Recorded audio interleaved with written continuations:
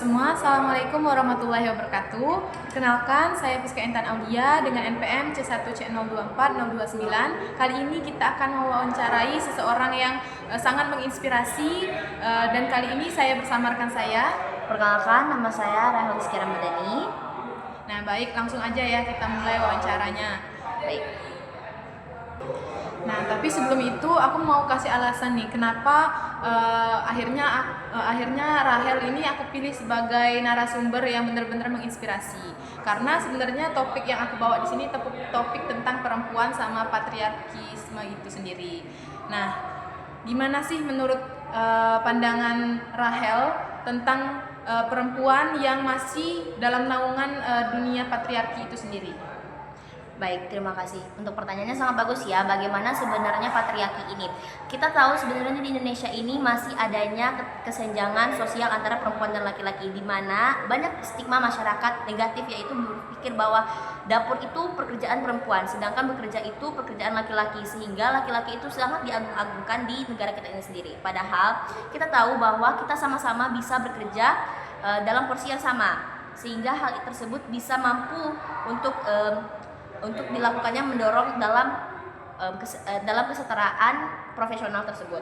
Nah, kalau untuk saya sendiri mungkin sikap patriarki itu tergantung dengan ideologi atau pemikiran orang itu sendiri. Bagaimana kita tidak bisa memaksa orang itu untuk misalnya ya, kamu tuh sebagai cowok nggak boleh loh gini, nggak boleh gitu. Tapi kita hanya bisa memberitahu, tetapi tidak bisa mengubah sikapnya, karena sikap itu dapat diubah atau perilaku patriarki itu bisa diubah karena pola pikir mereka itu sendiri.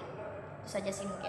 Berarti saudari Rahel ini betul-betul mendukung kesetaraan gender garis keras nih. Ya, betul banget, karena kita sebagai perempuan itu jangan terus-terusan dianggap lemah dan tidak mampu melakukan apa-apa, karena kita itu telah dilindungi dari segi undang-undang itu sendiri untuk mampu setara dengan laki-laki.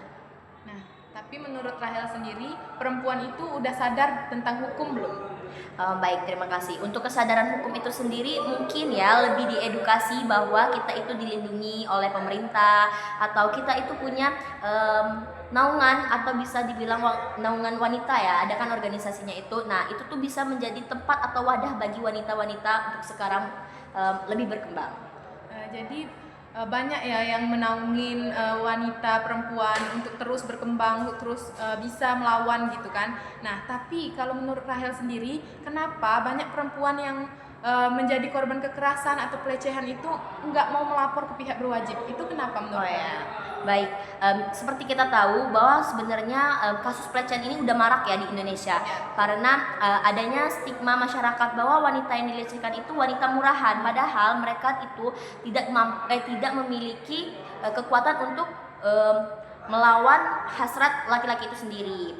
Nah, sebagai wanita kita dapat melakukan seperti menggunakan pakaian tertutup dan tidak terbuka. Namun mengapa sebenarnya perempuan ini masih sering tidak ingin melaporkan kejadian tersebut? Karena pertama itu tentu adanya intimidasi atau tekanan dari sang pelaku, yaitu mereka akan mengancam korban tersebut. Dan kedua itu adanya stigma dari masyarakat yang berpikir bahwa itu tuh wanita itu hal negatif. Dan yang terakhir itu biasanya kekerasan atau pelecehan yang terjadi itu malah penyelesaiannya itu dilakukan dengan cara mereka itu menikah. Padahal perempuan itu sendiri ada rasa ketakutan terhadap pelaku itu sendiri.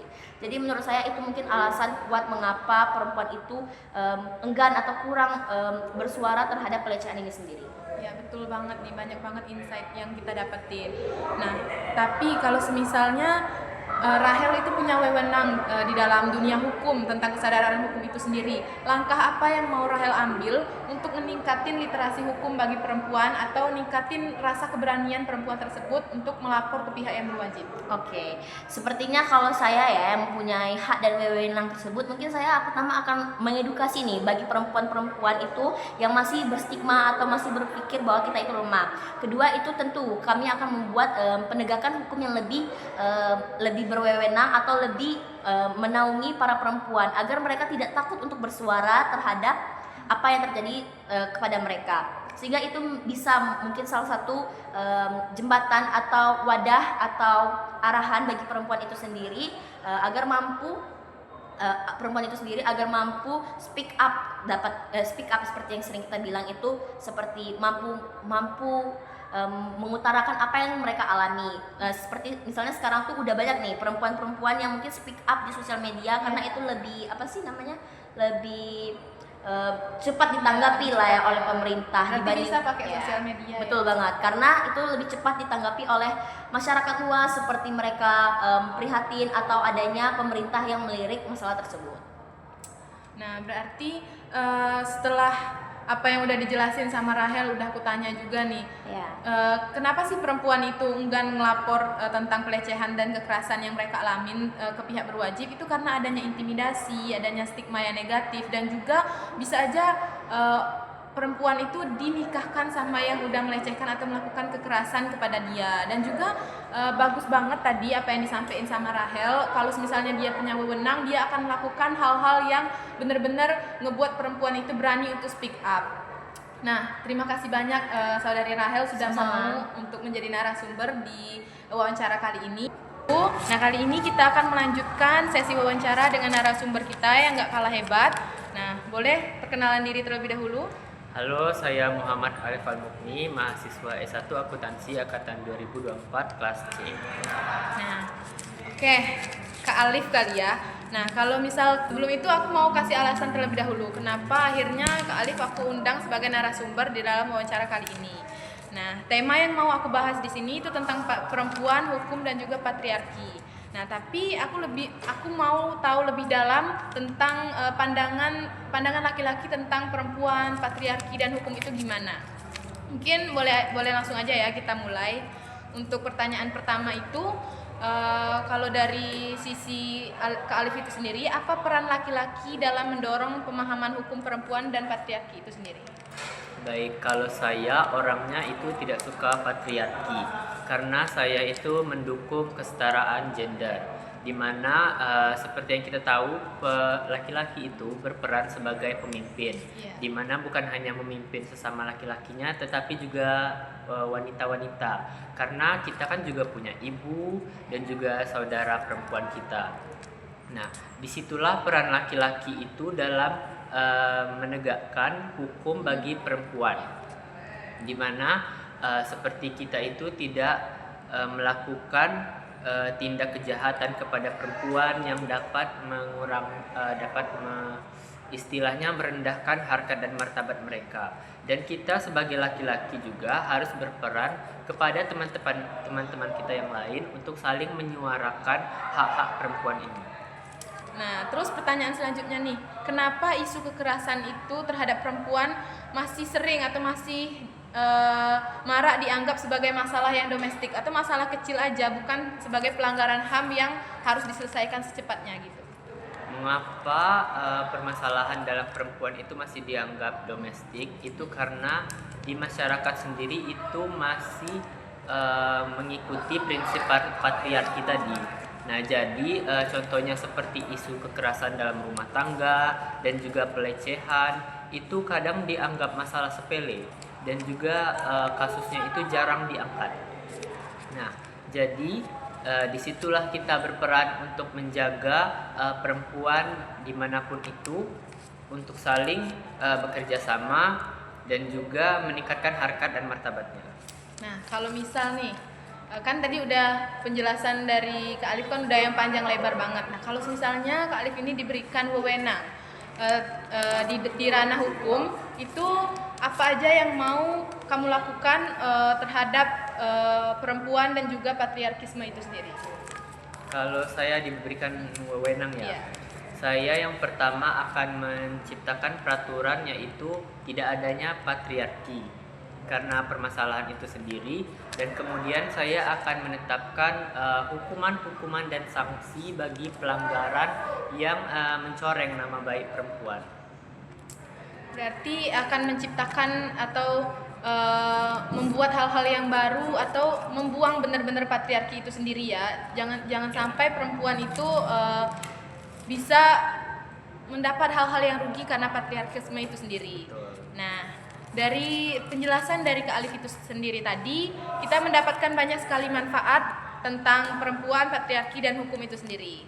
Nah, untuk Kak Alif, terima kasih telah menjadi narasumber di sesi wawancara kali ini. Nah, kali ini kita akan melanjutkan wawancara bersama narasumber kita yang terakhir. Boleh perkenalan dulu sebelumnya? Oke, boleh. Atas nama siapa? Perkenalkan, nama saya Fazila Nursyaditya dengan Prodi S1 Akuntansi. Nah, kali ini kita juga sama akan membahas mengenai perempuan, patriarki, dan kesadaran hukum. Nah, kan kita itu di dalam kehidupan sehari-hari kan, khususnya di Indonesia kan. Orang itu banyak menganggap bahwa perempuan itu nggak sadar sama hukum dan masih tunduk sama budaya patriarki. Oke. Itu betul berarti ya? Betul. Setuju berarti kan Setuju ya? sih. Nah, itu tuh kalau pertanyaan intinya ya, mengapa kesadaran hukum di kalangan di kalangan perempuan itu masih dianggap rendah? Terus juga kenapa perempuan itu masih sering tunduk dengan budaya patriarki di Indonesia? Mungkin menurut pendapat aku nih ya, kenapa perempuan itu masih tunduk sama budaya patriarki, terus nggak sadarkan hak perempuan itu mungkin karena beberapa faktor sih. Di antaranya itu kayak masih ada minimnya informasi yang didapat oleh perempuan itu sendiri gitu kan, di kalangan perempuan. Terus tuh mungkin pendidikan juga yang masih belum merata nih, seperti yang kita tahu gitu kan. Mungkin juga adanya minimnya ruang aman atau untuk media komunikasi untuk mengutarakan Betul. pendapat perempuan. Mungkin itu sih. Sekaligus kan perempuan itu kan biasanya didoktrin dari kecil itu untuk tunduk patuh sama laki-laki gitu kan. Jadi mungkin dari situ sih perempuan-perempuan di kalangan itu masih merasa kayak nggak sadar akan haknya sendiri gitu. Jadi perempuan itu masih bisa dibilang minim informasi ya. Jadi dari kecil juga dia disuruh tunduk sama budaya-budaya. Terus juga nggak ada tempat aman kan, nggak ada Betul. ruang aman. Ya, jadinya kayak gitu. Jadi masih nggak sadar akan itu Iya. pentingnya. Nah, selanjutnya nih, ini nyambung nih sama yang pendidikan yang Mbak Fazila bilang tadi. Oke. Apakah edukasi hukum sejak dini di sekolah itu pendidikan ya dapat mengurangi kerentanan perempuan terhadap pelanggaran hak-hak? Oke, menurut aku pendidikan sejak dini itu, apalagi tentang pentingnya hak-hak perempuan itu sangat membantu sih untuk meningkatkan kesadaran gitu kan. Jadi melalui edukasi yang sudah diberikan sejak dini, perempuan itu dapat lebih sadar akan haknya, terus tuh nggak bakal lebih tunduk nggak bakal lebih tunduk sama patriarki tadi gitu. Terus penting banget ya. Mereka juga lebih berani untuk bersuara kalau mereka menerima ketidakadilan gitu. Nah, kita kan udah bahas pendidikan, udah Iya. bahas mengenai hukum perempuan juga tadi. Nah, ini kalau misalnya Mbak diberi kewenangan dan kuasa di negara ini, apa yang bakal kamu lakuin untuk memperjuangkan hak perempuan dan budaya patriarki di Indonesia ini yang benar-benar buruk? Oke. Jadi kan aku bilang kan pendidikan itu masih kurang merata kan itu kan. Mungkin aku bakal mengintegrasikan kurikulum yang menjelaskan lebih lagi hak perempuan tadi. Terus tuh bakal membuat perlindungan untuk hak-hak perempuan. Terus tuh bisa juga dengan mengedukasi masyarakat lagi gitu. Benar-benar memberi manfaat ya wawancara kita kali ini. Nah, terima kasih sebelumnya Iya. Mbak Fazila atas waktunya telah mau menjadi narasumber di wawancara kali ini. Nah, itulah tadi wawancara dari saya dan juga Mbak Fazila. Ini juga sekaligus menutup wawancara kita karena ini adalah narasumber terakhir. Untuk itu saya tutup. Wassalamualaikum warahmatullahi wabarakatuh.